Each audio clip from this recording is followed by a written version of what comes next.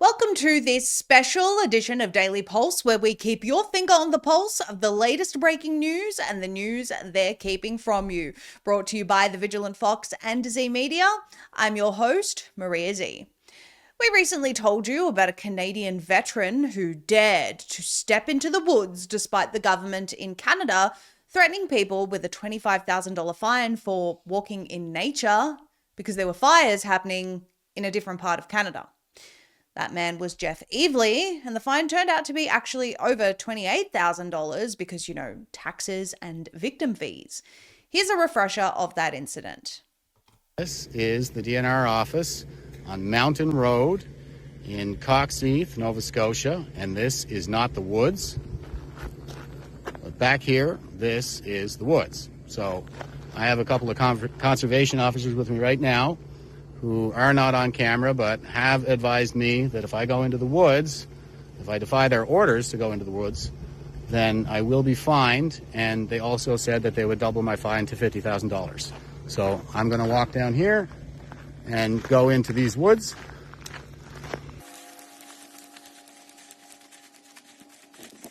I don't know that there's a good spot to do this, but I'm just going to make this as painless as I can for those guys and go in here.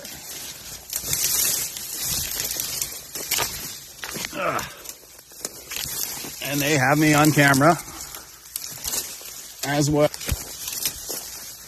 walking in the woods. All right, isn't this great? And yes, if you watch the rest of that video, Jeff was indeed issued that fine. I maintain that this is just another form of control and conditioning to make sure that people are banned from going into nature. It's a step-by-step process that is eventually linked to the smart city agenda, but people like Jeff and others are very much aware of the fact that these government officials who work for us, we pay their wages, don't have the right to dictate to us where we can and can't walk as free people. It's absolutely ridiculous. It's gone way out of control, and it is in fact blowing up in their faces. A huge amount of resistance has been seen worldwide to this insane story out of Canada, and it's something that's spreading everywhere. But the positive news out of this is that people are starting to realize what this agenda really is. Jeff Evely is joining us today to discuss his story and the awakening that he is seeing in Canada and all around the world. He joins us after this short word from one of the sponsors who make this show possible. In his revealing book, The Bible and Gold, author Alan Armstrong examines a troubling truth. Our modern monetary system directly contradicts biblical finance principles of honest weights and measures. Gold isn't just a metal, Armstrong writes. It's God's testimony in the ground that truth is weighty, value is real, and justice is measurable. Genesis Gold Group has built their entire approach to retirement protection on these same timeless principles. While central banks print trillions from nothing, gold remains what God declared it to be in Genesis. Good. Armstrong's exploration of gold and sound money couldn't be more timely. From the tabernacle to Solomon's temple to the streets of New Jerusalem, scripture consistently presents gold as God's standard of honest value. Genesis Gold Group's faith-driven experts help you transform vulnerable retirement accounts into physical precious metals. Not paper promises, but tangible wealth that preserves purchasing power against the very devaluation Armstrong diagnoses. Why trust your family's future to a system built on monetary deception when there's a biblical alternative? Visit goldbiblepulse.com today for your free copy of the Bible and Gold and schedule a consultation to align your retirement strategy with God's principles of honest money. That's goldbiblepulse.com. Honest money for uncertain times. Jeff Evely, thank you so much for joining us today. We appreciate you being here. Thanks for having me. It's great to see you. Well, we played a little bit of your video walking in the woods just for the audience. We did a report on this last week, and I've been really looking forward to speaking with you about this because this is just absolutely outrageous. So tell us, before we get into this particular bit of activism that you're doing, which is what it is, talk to us a little bit about your history and why you're choosing to stand up against this. Well, I mean, I signed up for Canada's military in 2001 when I was 22 years old. I served a full 20-year career with tours in Afghanistan, Iraq. I served at a country in the United States for 4 years with NORAD as well. So I find that what I'm doing right now is very much in keeping with the principles that have guided me throughout my entire life of defending freedom and democracy for all. Thank You you know, for your I service, Jeff. I just want to say yeah, that yeah, from my the pleasure. outset. Yeah, thanks. I appreciate that. It's my pleasure. And yeah, with the direction that things have gone in the country lately, I mean, we're a country that says lest we forget when it comes to our fallen soldiers, and that doesn't just mean lest we forget that we got to get out there and have another funeral for them once a year. That means lest we forget what they stood for, and lest we forget that we all have a sacred civic duty to stand on guard for thee, as we say in our national anthem. Yeah, like I say, I'm just keeping with the principles that that have guided me throughout my entire life, and it's been a pretty gut-wrenching experience. Watch my own country fall to tyranny, or at least struggle with its own freedom. So this is, I think, a matter of civic duty for me, and I'm happy to rise to the occasion. Well, we're happy that you're doing it, Jeff, and I know that these things come at an incredible personal cost to people.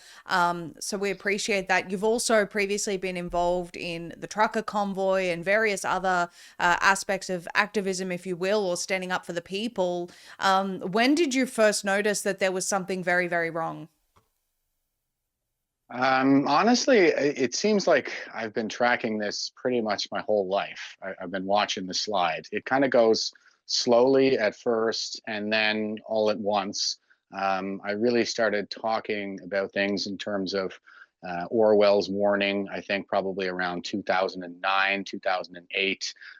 All my smart friends would say that I was paranoid. And then every time we got together, we get together a couple of years later, and I would be saying, all of these trends that I'm pointing to, they are getting worse. So it really felt like we've been heading toward this for a very long time for me. And then in 2020, everything just kind of went off a cliff. In fact, I retired from the military in 2021, and I had intended to maybe travel the world or go back down to Florida, where I was posted for my 4 years with NORAD, and chase after my old girlfriend. I'll never tell which one, of course, but that was definitely on the table. But then when I saw the way things were going, and just kind of looking around, I was like, my country needs help. So I retired to the place of my birth, Cape Breton Island, home of my heart, and dug my boots into the land that I love to make my final stand. Well, that's incredible. And I'm sure that, a lot of people we keep hearing, oh, I'm fleeing this country, I'm fleeing this country. It's unbearable. And to some degree, I understand people have to do that for their safety at times. And, everyone's circumstances are different. But there really is something to be said about people that, as you say, plant my boots here and stand up for this country that I love, which is incredibly admirable. So, let's talk about this latest development with the woods, because we've all seen the steep sort of decline into totalitarianism. I have been screaming about the fact that the land grabs and these sorts of things are coming next. I don't know if you're aware, Jeff, but already in Australia, they're banned from going to certain beaches and other parks and things like that because of, Aboriginal rights and all of this sort of stuff. And the land's never given to Aboriginals. I know that Canada has a similar thing with the UNDRIP. I know that they're pushing that very, very hard there. For anyone who isn't aware, that's the United Nations Declaration on the Rights of Indigenous Peoples. And then when you read through the entire thing, the last article essentially says, well, even though all this fluffy language is here, ultimately you're subjected to the UN. So it's all a one world government push, and a push to put people into smart cities. But what do you perceive about this latest ban on the woods? I think that those are all factors, the UN influence, in particular. And, the UN was described as the biggest of them all by Kiao Lang and Wang Shangsu in Unrestricted Warfare in terms of the supranational organizations that the Chinese hope to subvert in order to suborn the West. I do think that there's a lot of influence that comes out of the UN that trickles down to the provincial and even the municipal levels. So these are obvious factors. Some other factors, I think, like it is dry here. It's a dry season. You know, I guess the fear mongering that they're deploying right now does have some basis in reality. But the idea that my sneakers would pose any kind of a fire hazard to our forests is utterly absurd. So, you know, not logically connected to the goal. I think it has more to do with control. I find that these people, like, they've failed utterly to manage our forests for decades, and I find that the paternalism of the guilty conscience is on full display here in Atlantic Canada. Right. I saw a video and I don't remember the woman's name. Maybe you can help me. She was talking about once there was a huge backlash and public outroar, and really, you know, a lot of countries have noticed this story because they see similar things happening in their countries. There was a presser, and she was saying, the woman was saying, well, it's because of the fact that if you go in and you break your leg, then we have to go and, you know, we can't come and rescue you because we've got services that are dedicated to putting out the fires or whatever. But my response to that is, if I'm stupid enough to go and break my leg knowing that risk, that's on me. I don't need the government to baby me. And so, you know, what other sort of responses and multiple excuses are you seeing out there in the public sphere from these officials? Yeah, that was the premier of New Brunswick. She's the province right next door to me. I'm in Nova Scotia. Yeah, and that's exactly the kind of paternalism that I'm talking about, where they seem to think that we're idiots. I say it's all projection, and that they need to hold our hands when we go into the woods. Like, I'm a grown-ass man. I'm a rational being. If there are rational measures you'd like to put in place, then by all means, put them out there, and I'm sure I'm capable of following them. But they've gone full-blown commie yet again, just like they did during COVID. And as you've mentioned, I think the messaging has been adjusted in response to the backlash, because it was Tim Houston, our premier here in Nova Scotia, who said that we couldn't go into the woods because my sneakers posed a fire hazard. And then after, you know, I did kind of a media blitz, the video of me receiving a fine for $28,872.50. Then With a we victim started to fee. see. Yes, that's right. It's a $25,000 fine. And the rest is taxes, court fees, and victim fees. Who are the victims? So Did they ever tell you, Jeff, who the victims are? I assume that it's me, because I seem to be the only one being victimized here by my own state that I served for 20 years. It's unbelievable. And now the fines have increased as well. Did I hear right, up to $150,000? I think you might be referring to Newfoundland, which is another province here in Atlantic Canada. What they did is they imposed a fire ban across the province. Now, that I can see as you know, it seems like a pretty reasonable step. Sure. You know, you don't want people burning when you know the conditions are this dry. But they did not ban everybody from the woods. But what they did do is they raised the fine for having a fire during a fan burn from 75, or during a fire ban, pardon me, from $75 to 50,000, I think it was. Right. And yeah, and it's totally arbitrary. Again, like, you know, it's very overbroad, I find. Where are they coming up with these numbers?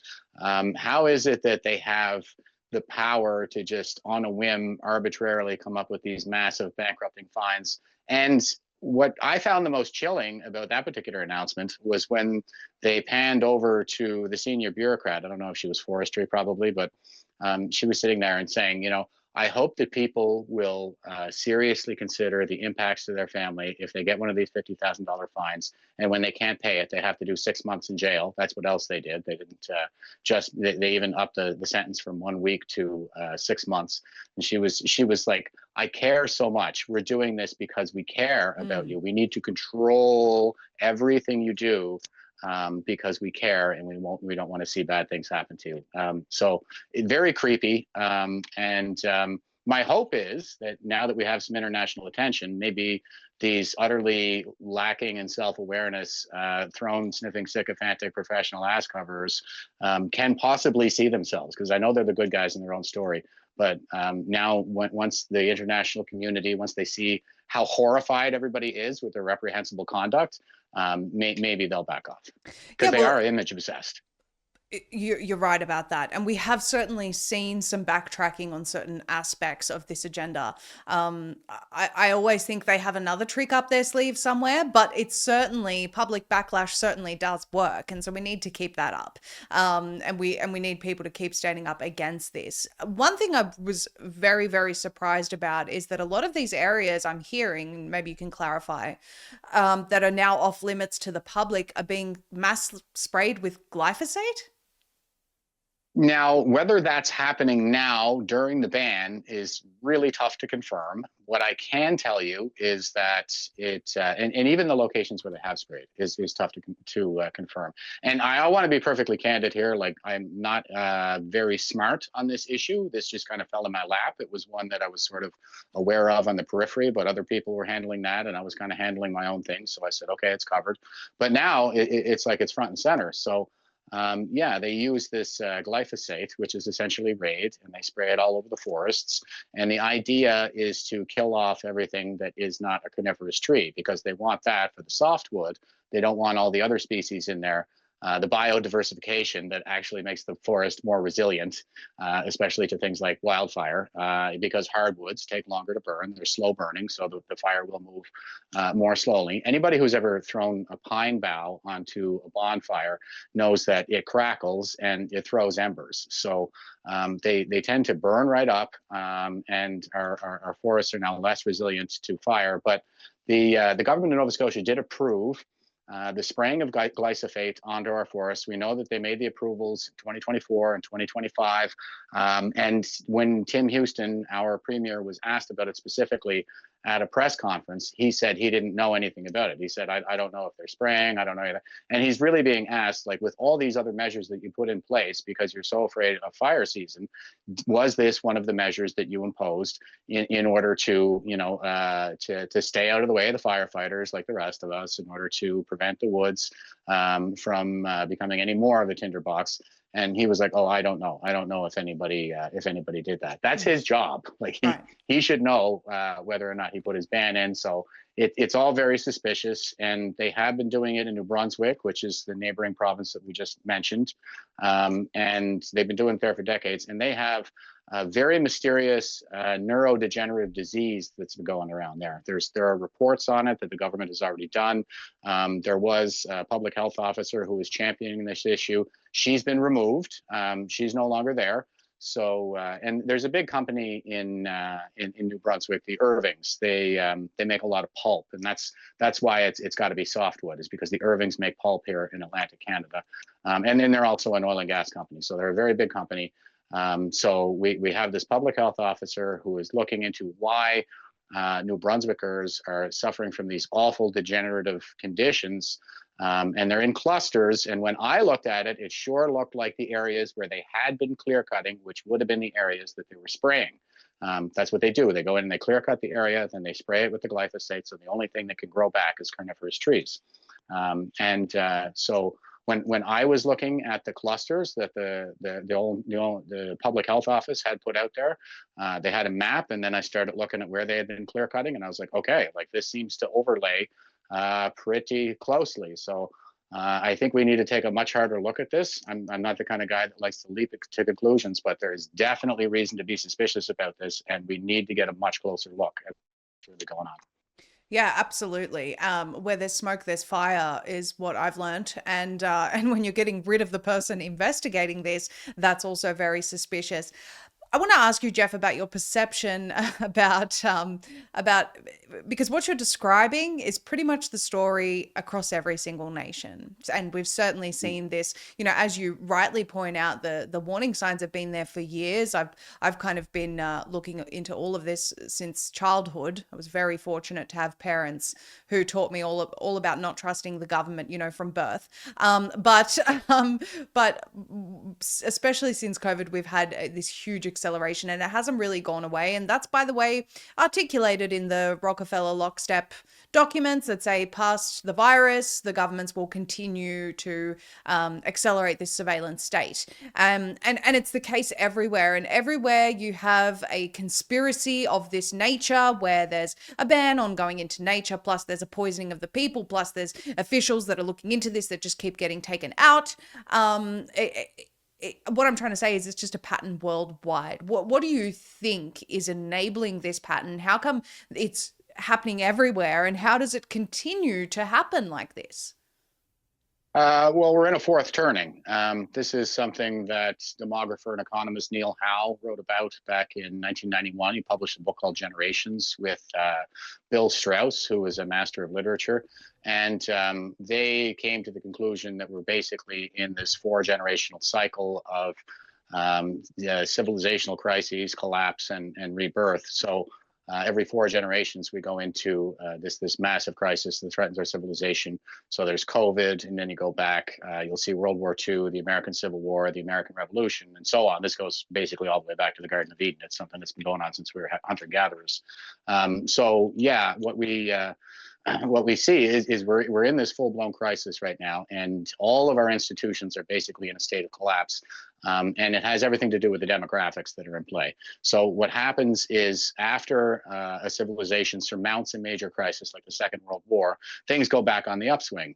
You get a massive economic boom, you get a population boom, as in baby boomers, you get new technologies, higher standards of living than the world has ever seen.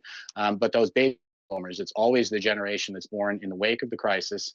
We raise them as indulged, as revered, as, leave it to Beaver, and the special and perfect little darlings of the new dawn of the Enlightenment. So they come of age as rather self-righteous narcissists, with the hippie movements and so on and so forth. And riots, a lot of riots. There's always riots when they come of age. And so all the radicals of the 70s, with the third wave feminists, the Black Panthers, so on and so forth, they haven't really gone anywhere. They went back into our institutions, and like baby boomer Rudi Dutschke, who was an East German socialist activist, said, we must now go on the long march through the institutions. So they're at their end of the march, and the reason why we see it go slowly at first is they're gradually moving up in the world. Like, people ascend the social ladder over the course of their lifetimes. And so as they ascend, things get worse and worse and worse until all of our institutions come under full control of the boomers. In 2020, just like Neil Howe said, he said that the crisis would hit in the year 2020, plus or minus 2 years. He said that in 1991. He also forecasted the global financial collapse. So his predictions have been coming true. And, that is, I think, how we evaluate the validity of a theory, is whether or not it is useful for making predictions. So to my mind, Strauss-Howe generational theory is valid, and we're not going to see the end of this crisis until probably 2030, early 2030s, when the boomers retire and Gen Z fully ages into the electorate. They're polling in Canada as being the most conservative generation in Canadian history because they've had enough of this crap. Yeah. Yeah, so I think that's what we're going to see. Boomers retire, Gen Z comes into the electorate, and things are going to go back on the upswing. That's why the pendulum swings. It's because of the demographics in play. Each generation coming up behind the generation before it, and basically trying to course correct for the mistakes that their elders made. Are you protected in a world where threats of EMPs, solar flares, 5G, and all types of EMF are interfering with our very existence? Escape the grid with Escape Zone, bringing you the highest quality Faraday technology for ultimate preparedness.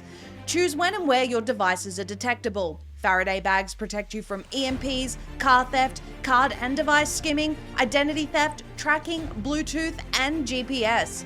Choose from premium mobile Faraday bags, crossbody bags, laptop bags, and even women's handbags, or opt for the optimum protection with a ballistic backpack, combining cutting-edge Faraday technology with a ballistic 3A Kevlar for the ultimate protection and preparedness. Now you can also protect from EMF with their top-notch EMF beanies and blankets, shielding you from some of the most harmful frequencies in our environment. Whatever your needs are, Escape Zone has you covered, and their range is perfect for personal use, family use, or even as a gift for someone you truly care about. Visit escapezone.com/pulse and protect you and your loved ones today. That's escapezone.com/pulse. I'm interested to know what is happening with the younger generation in Canada, because we just did a story the other day about how Christianity is booming in the UK amongst youth specifically. So the youth are just fed up with this, and they really thought that just by force feeding them slop in the educational institutions that they were going to create a generation of mindless drones. But it's actually the opposite that's happened. People are returning to traditionalism, conservatism. They want life to just be normal again. They don't want to be cutting off children's genitals and being debanked for, saying a naughty word. And so there really is a change. But are you finding that Canadians are becoming politically involved, younger Canadians? Oh, you got a phone call? Oh, sure. Okay, I got you now. No problem at all. Are you finding that the younger generation in Canada is becoming more politically involved, and which way are they swaying? Is it what the government considers extreme?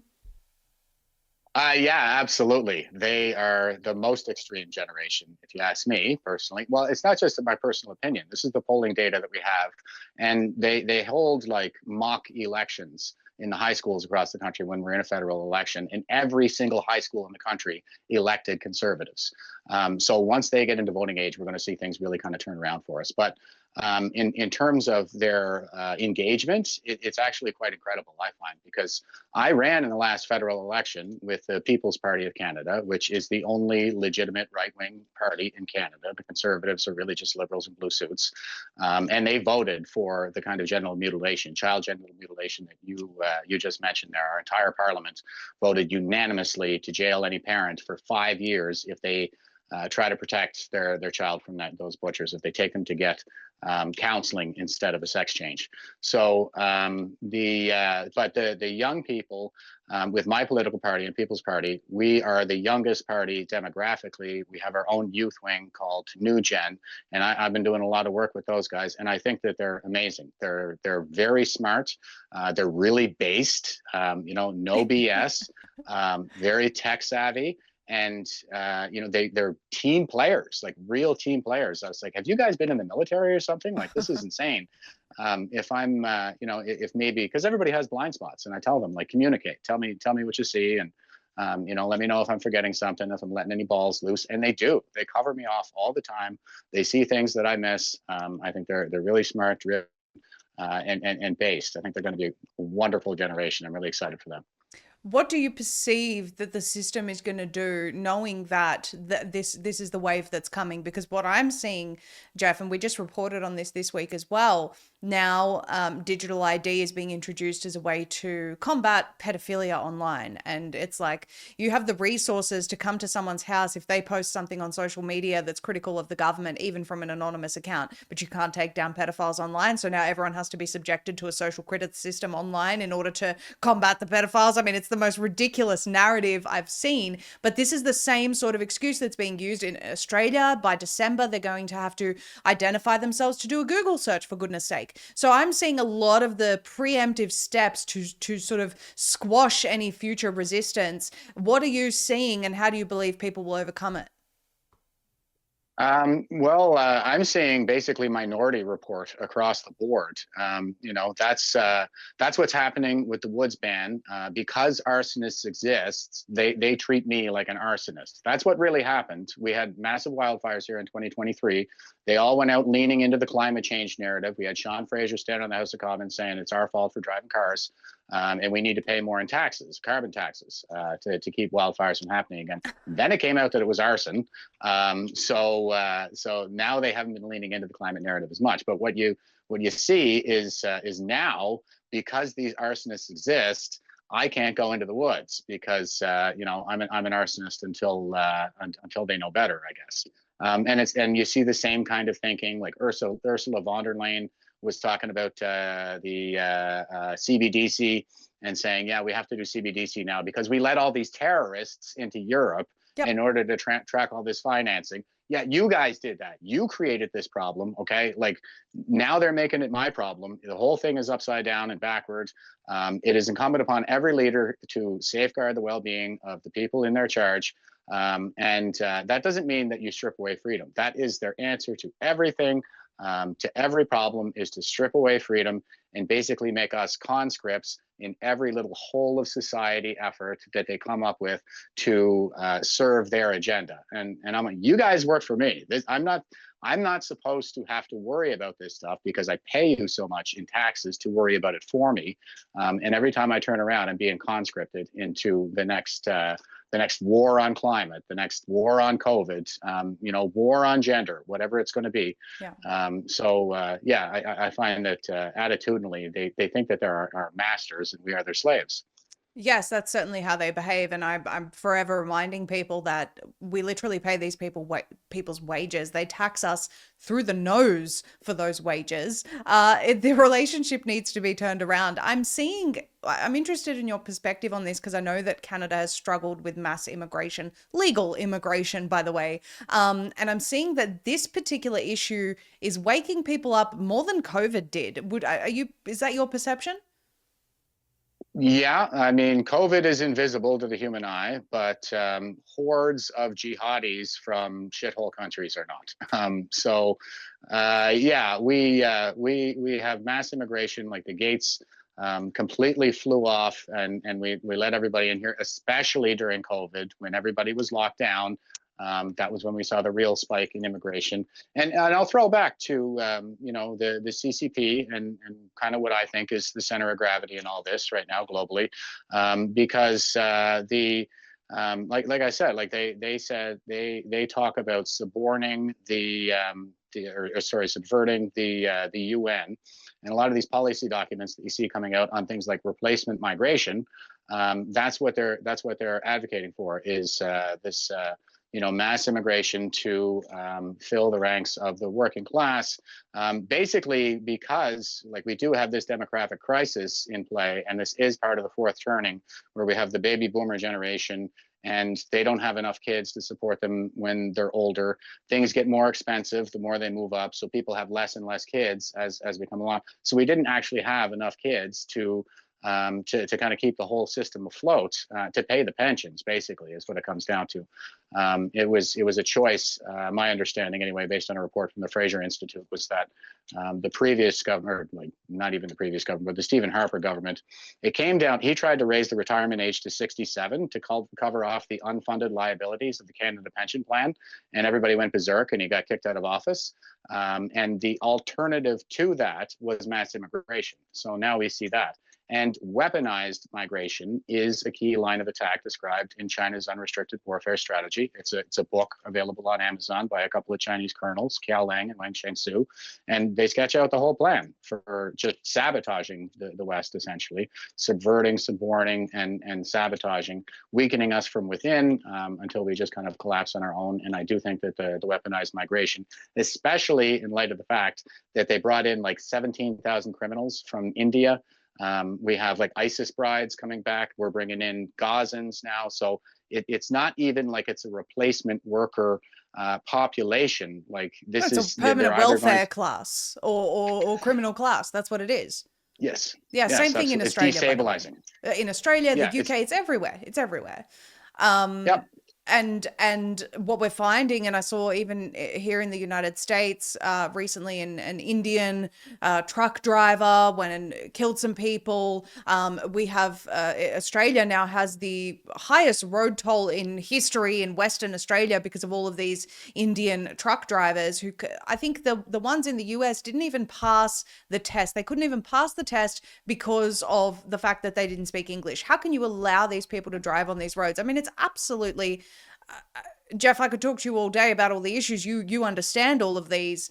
But just going back to Canada and this response to, the ban on the woods and mass immigration and all of these things that are really just making people go, that's it, we've had enough. I'm sensing a boiling point is coming. Australia's about to do a massive protest against immigration. Protests are increasing everywhere. The UK is, really out of control. People people across the UK are fed up with this. Americans too, by the way, they are as well. They've been placated by the recent election, but they're starting to notice that things still are not right. The mass deportations are not at the numbers they were expecting, and it's boiling over everywhere. So my question to you is, what do you think the next year or so is going to bring in terms of activism and people pushing back? And what do people need to be doing? I think a huge part of that is activism in their local communities, but I'm interested to hear your thoughts. I would agree. I think localism defeats globalism. So yeah, we got to build strong communities. And part of the reason why I posted the video of me and going and getting my $28,872.50 fine for walking into the woods was I wanted to provide an example that others could use to engage in their own individual acts of civil disobedience. And I'm trying to put the civil back in civil disobedience because, like you say, the temperature is way up. Things are boiling over. And we're not going to win like that. Okay, if you act out of anger, you act out of fear, you will live to regret it. And it's just like they said in Generation Kill, that movie about Iraq. There, stay frosty. That was what the LT always used to say. Like, you got to stay frosty. You got to keep your wits about you. And we need to think our way through these problems like very, very carefully. So my hope is that people can see that, yes, you as an individual, you can do something. You can engage in a complaints process. You can get them into a lawsuit. I have 3 matters before the courts right now. And you don't need to wait around to get like a huge group of people together in a certain place on a certain day, anything like that. Like, you can take concrete steps yourself. And, if more people just did that, we could have, I think we would have a much greater impact. So I don't even know if they're listening to us when we protest anymore, but they're listening now, just based on my individual action, just one man doing one thing, dragging these people into court. And it's also, it's a 2-prong attack, because I'm coming at them in the legal battle space, and I'm also hitting the cultural battle space. I've been doing the media blitz to raise public awareness about the case, because they seem to be responsive to pressure. Pressure works. They're image obsessed. I'm going after their images. These are not good guys. I'm letting everybody know that. And also, like, we have seen a lot of bad precedents set in our courtrooms over the course of the last several years. So my hope is, with a higher level of public awareness, the judge feels a little bit more scrutinized. I think he'll be more likely to render a thoughtful decision under those circumstances. So, and this is, I think this is a winning strategy, right?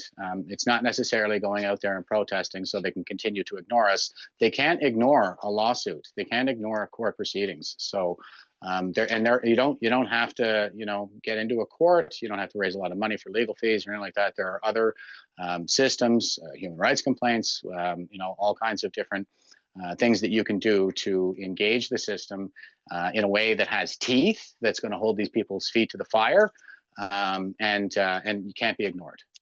Yeah, I have to agree with you, Jeff. And just on the local community level, the residents of Tucson, Arizona displayed an amazing, act of unity recently when they defeated a planned Amazon data center in their area. And they said, no, we don't want this.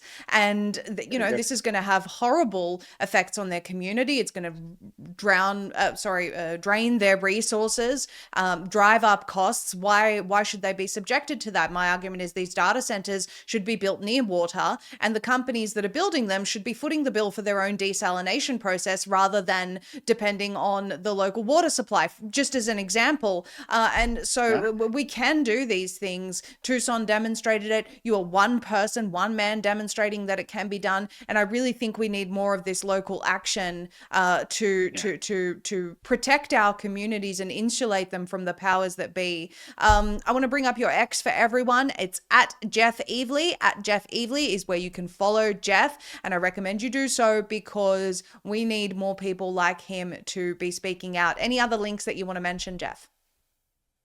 No, that's fine. Just if you want to follow me, I'm on X. I'm on Facebook and a couple other things. I never set out to be a social influencer, though. So, I'm not really on top of TikTok all the time, for example. So anyway, you can find me on all the usual socials, and I'm going to keep at this thing. So stay tuned. Well, people that didn't set out to be social influencers are the best kind, because to be honest with you, the word influencer makes me cringe. So I'm glad to hear that. Jeff, thank you so much for your time today. We appreciate it. It's a real pleasure, Maria. Thanks for having me. There are things that you can do to keep yourself fit, healthy, and protected in this world where it seems like attacks on our health come from all sides. Take charge of your health with the Energetic Health Institute, giving you the tools to lead a healthier, more balanced life, brought to you by Dr. Henry Ely and doctors just like him, true healers and physicians who are making people well successfully outside of Big Pharma. Visit myehialoha.org/#VFox and join their live conferences, virtual solutions summit, engaging Q&A sessions with their first-class, heart-centered professionals, and access all past event replays anytime, anywhere. You can also join the Healing for the Ages community led by Doctors Brian Ardis, Ed Group, Henry Ely, and Jana Schmidt, and become part of a movement dedicated to building a healthier future where health and healing come first. All of these invaluable resources are a whopping 30% off when you use code VFOX. Again, that link is myehialoha.org/#VFox with promo code VFOX for 30% off. We hope you all enjoyed that conversation. We certainly did. Thank you all for tuning in tonight. We are extremely grateful to all of our viewers and supporters of this show. We air every single weeknight at 7 p.m. Eastern, and we plan on continuing to bring you the latest breaking news and the news they're keeping from you. We're backed by you, the viewer. That way we can always tell you the truth, no holds barred. The way to support us to stay truly independent is by shopping directly with our sponsors who make this show possible. Their links are in the description below.